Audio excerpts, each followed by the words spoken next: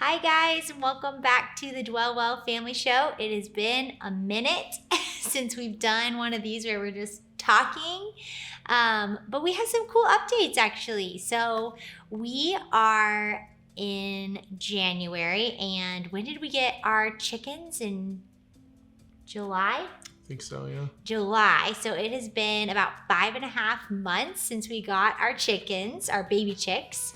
And update, 5 of them were supposed to be pre-sexed hens.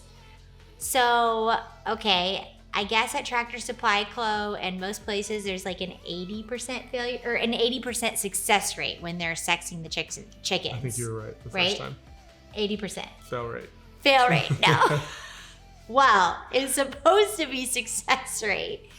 But update, we got 3 roosters. Literally 3 of the 5 hens were actually roosters. So that was a really fun experience. Yeah, how did you feel about that, Dwayne? At first it was kind of cute.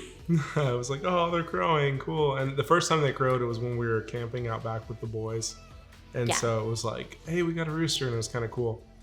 Until they started crowing back and forth at each other and at random times, like 2 a.m. And then it was not cute anymore. Yeah, so, well, let's just say we were in denial for as long as possible. I mean, I was looking up articles on the internet that were telling me that hens could actually crow, because I'm like, there's no way that 3 of these birds are roosters. There's no way we failed that hard. And it really is hard to tell when they're not mature, because some different breeds of birds will have big combs on their head, even if they're a hen. Our birds, which were our barred rocks, the roosters had much bigger combs like right away, but we thought, what, like, it's just a little bit of variability, like surely it's not a rooster, surely not 3 of them are roosters. But we had 3 that looked very much alike, like probably from what, like, I would say like 8 weeks. Yeah, pretty early. Maybe even earlier than that. They looked a lot alike, and then 2 other ones looked a lot alike. And with barred rocks, if you guys have that type of chicken, the difference is that the hens have a lot more black in their feathers, like it's a darker black and kind of narrower white stripes, and the roosters had like thicker white stripes in that white and black, and then of course like a much bigger red comb. So yep, we can confirm. Yes, we can confirm they were roosters. We didn't even see the spurs, but they started crowing at each other, and they started kind of being a little bit aggressive. Our hens are so sweet, completely docile. So once we had roosters, we had a decision to make. What do we do with these roosters? And it was kind of hard because we raised them from chicks. It's our very first homestead animal project. We brought the family in, like the kids just loved the baby chicks and playing with the chickens in their coop and run. And so we didn't know what to do.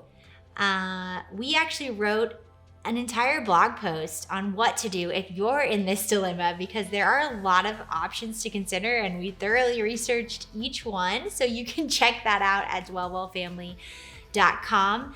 But we'll give you the skinny. What were you, well, I want to hear first. What were the options you were leaning towards when you found out we had roosters? Well, when Aubrey decided that we weren't going to keep them, because I guess first option I was like, I mean, we can just keep them, I guess. That was more like if we had 1. There was 3, and so we weren't going to do that. And then I was kind of like, well, I'm going to butcher them and we're going to eat them, because to me, I'm like, I feel like I don't want to like waste, you know, it's like we raise these chickens and, you know, if I'm not just going to hand them off to someone else. Like if we have to get rid of them, I'm going to man up and do the thing, you know. And then Judah was like, our oldest son was like, you're not eating my roosters. And so I'm like, well, we're getting rid of them. And he's like, you can sell them, but you're not eating my roosters. And so I said, okay. So that was pretty final. We started to look into how we could sell them. Yeah, that was the final blow, which I was okay with, because I was gonna like buck up my courage if our child agreed to killing them. I knew he wouldn't. But I really did not want to slaughter our roosters. Not to say that we won't ever raise chicken for meat, but these are, like I said, they're like our babies. They were our first project. And the process is pretty gruesome, and I don't know that it's really worth it for 3 birds. Maybe if you bought like 20 birds and you were gonna do all of them at once and put them in the freezer and save them for your family for a year, I can see us doing that. But for just 3 birds, it did not seem worth it to me. But on the other end, like Dwayne said, I didn't want to just like let them go free in the wild and just completely lose all of that time and effort and money that we put into raising the birds. So our only option was to sell them, find a new home for them somehow. I didn't know how I was going to go about that. I don't know many farmers personally, which is sad because we actually have neighbors that are farmers. But if you do, you can just go up to your neighbor or your farmer friend and ask them if they want to have your roosters. They may want to breed chickens, and roosters are great for protection. They make the hens feel happy. The problem is that you're supposed to have like a 1 rooster to 8 hen ratio, or else the hens will become overbred and overworked. And the thought of that really makes me sad as a girl. So 3 roosters, 2 hens, not a awesome. good thing. Yeah. So chickens, polygamy is like ideal. People, not so much. But anyway, so we decided to actually sell them at an auction. So I don't know if this is just a lucky thing because we live in a sort of agricultural rich community, but we have auctions like once a month really close to where we live, and you can bring anything, honestly, but you can bring your animals. And a lot of people brought roosters, and all of them went. Dwayne can tell you a little bit more about that because it was freezing cold, and the kids and I we went and we saw the thing and we took the birds and then we sat in the car. So yeah, walk them through auction day with our well, I mean, guys. honestly, it was a much simpler process than I thought it would be. It's very much a, good old boys type place where, I walked up and said, hey, I have some roosters I want to sell. What's the process? And the guy was basically like, well, just bring them up, set them over there. And I was like, okay. So I brought him up and I set him down. He walks over and just hands me a number, and he's like, all right, that's your number. When they sell, head inside in about 15 minutes, they'll write you a check.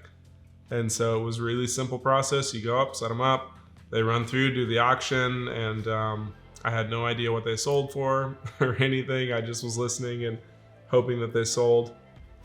And we ended up doing okay on them. Yeah, I mean, really our goal was like, we're not going back home with these roosters. Like, these roosters gotta go. I don't want to wake up at 4:30 in the morning anymore. And they don't just crow in the morning. They crow like morning, mid-morning, afternoon, mid-afternoon, evening. Like, they're crowing all day. And then they like crow at each other, like Dwayne said. So they had to go. They went. I was expecting like $4 a piece. They sold for like $22.50 a rooster. So we didn't make a killing by any means, but we at least we made enough to buy our new ones. Yes, we made enough to buy new chicks. So that was really cool. I will say, if you guys are going to consider selling your birds at auction, that you'll just need to make a cage.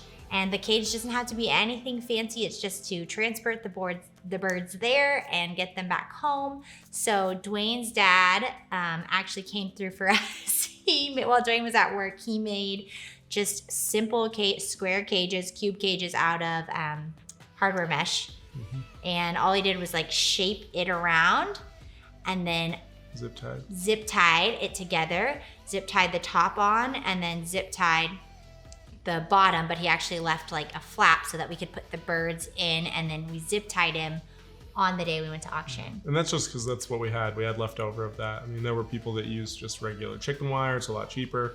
Mm-hmm. You can really use anything as long as it'll hold them for that day. So. Yeah, I mean, people had their birds in like a diaper box with the chicken wire on top of it.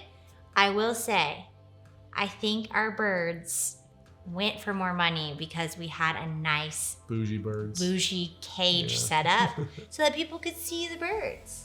No, what did the auctioneer was like? He called them fancy birds. Yeah, he called them fancy. So our birds were fancy, and that's why they went for the high price of $22.50 a rooster. I don't even want to tell you how much we've spent on, building a coop and food.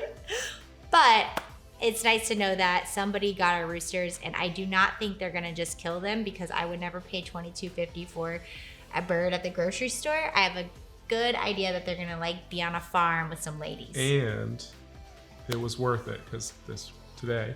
Yes. So we got $55 from the roosters, and today we ordered our next set of chicks from Cackle Hatchery.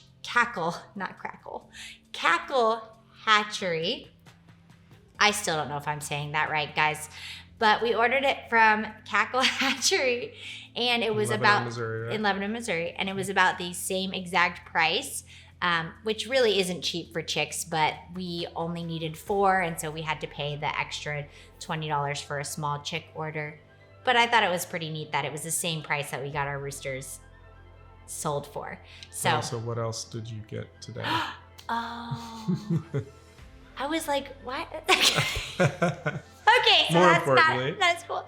What was amazing today, guys, is we got our first eggs. So the roosters were gone for a week, and we got our first eggs, and I was so excited. I've never been so excited. I've never been so excited over, except for the birth of my children.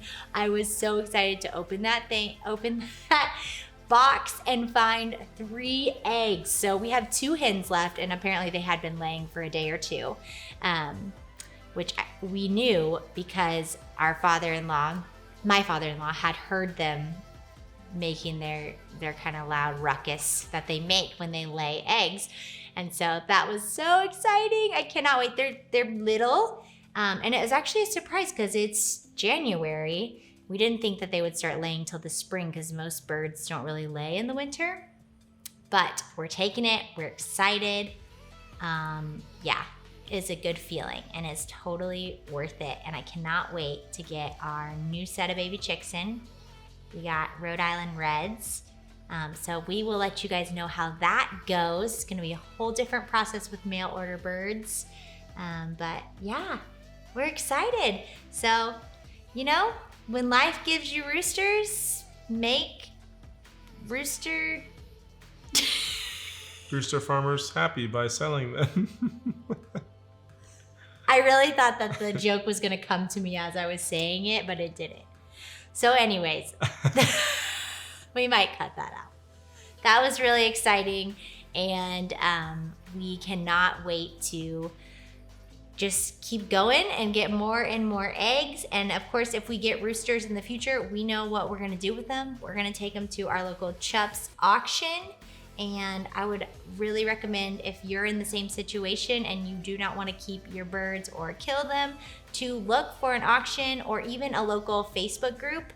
I know there was actually a farming trading Facebook group that we have that I looked into as well. But the auction was the quickest and easiest option for sure. All right, Dwayne, what else is new around here? Anything going on in your life? Surviving and thriving. I was going to tell them that we officially launched a blog called dwellofamily.com.